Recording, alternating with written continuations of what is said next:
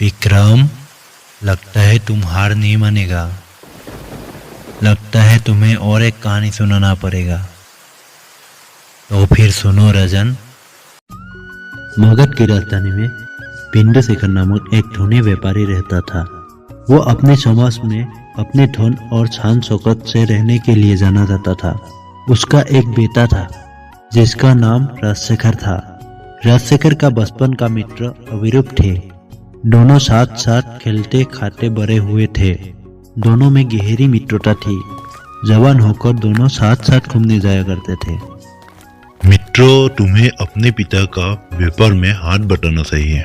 हाँ मित्रों, मैं भी चाहता हूँ। दोनों बातचीत कर रहा था, तभी राजशेखर ने दुर्गा माँ की मंदिर में एक सुंदर लड़की देखी। उसे देखते ही पहली नजर में वो अपना दिल हार गया और उसे प्रेम करने लगा। अभिरूप उस लड़की को काफी पहले से ही जानता था। मित्रों, उस लड़की के बारे में मुझे ज्ञात है।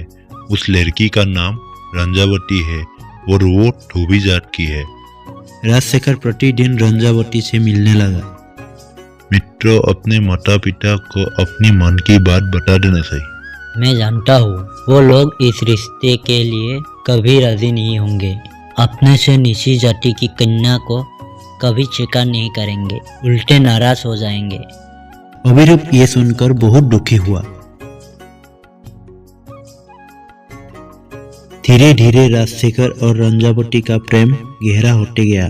जब राजशेखर के लिए असहनीय हो गया तो वो दुर्गा माँ की शरण में गिरकर बोला, माँ, मैं रंजावती के बिना नहीं रह सकता। मैं उससे विवाह करना चाहता हूँ। मैं आपसे प्रतिज्ञा करता हूँ कि पूर्णिमा के दिन अपना सिर आपको अर्पित करूँगा। मुझे आशीर्वाद दीजिए। राजशेखर पर जैसे जुनून सवार हो गया था। उसने खाना पीना भी छोड़ दिया।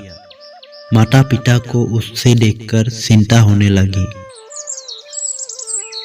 आखिर एक दिन अभिरूप ने, माँ जी, राजशेखर एक लड़की से विवाह करना चाहता है। उस लड़की का नाम रंजावती है और वो धोबी जात की है और वो आप लोगों के सहमति के बिना उस लड़की से विवाह नहीं कर सकते।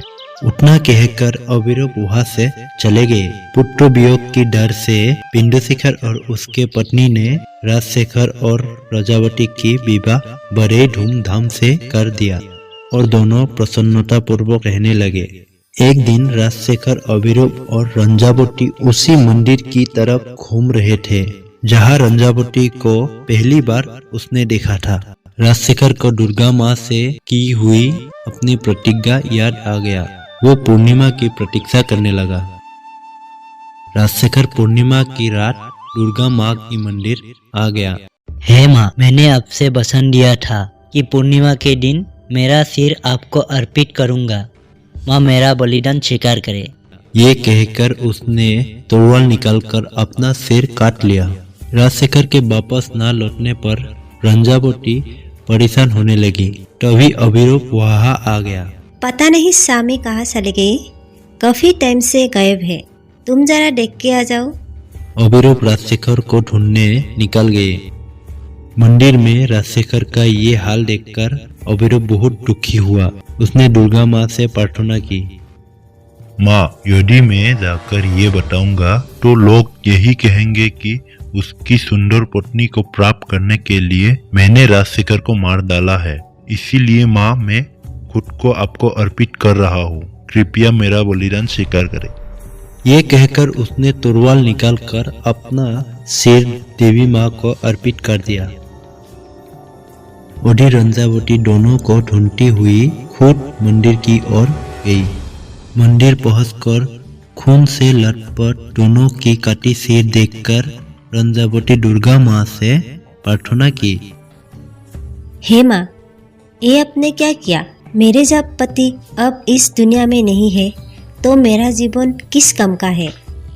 ऐसा कहकर वो जैसे ही तलवार निकाली, पुत्री, मैं इन दोनों विनम्र लोगों के बलिदान से बहुत प्रसन्न हूँ। तुम अपना अंत मत करो। तुम जैसे ही इनके शरीर पर इनके सिर लगाओगी, मैं इन्हें जीवन दान दे दूंगी। इतना कहकर दुर्गा माँ अंतर्ध्यान हो गई।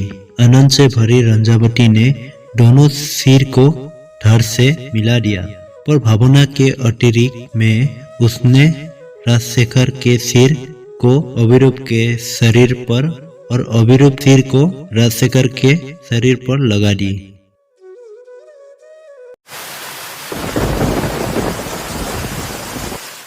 विक्रम, तुम्हें क्या लगता है रंजावती को किसे अपना पति स्वीकारना सही है? बेतल, मेरे हिसाब से राजशेखर के सिर वाला शरीर रंजावती को सुनना चाहिए, क्योंकि सिर शरीर की मुख्य हिस्सा है और उसी से मनुष्य के चरित्रों की पहचान होती है। विक्रम, तुमने फिर से सही उत्तर दिया, लेकिन तुम भूल गया कि तुम सही उत्तर देगा तो मैं वापस चला जाऊंगा। तो फिर मैं सलाह, तुम मेरा पीछा मत कर विक्रम, तुम वापस चला जा। जा बेताल, मैंने ऋषि को पसंद दिया है, तुम्हें लेके ही जाना पड़ेगा। मैं तेरा हाथ में नहीं आने वाला हूँ विक्रम।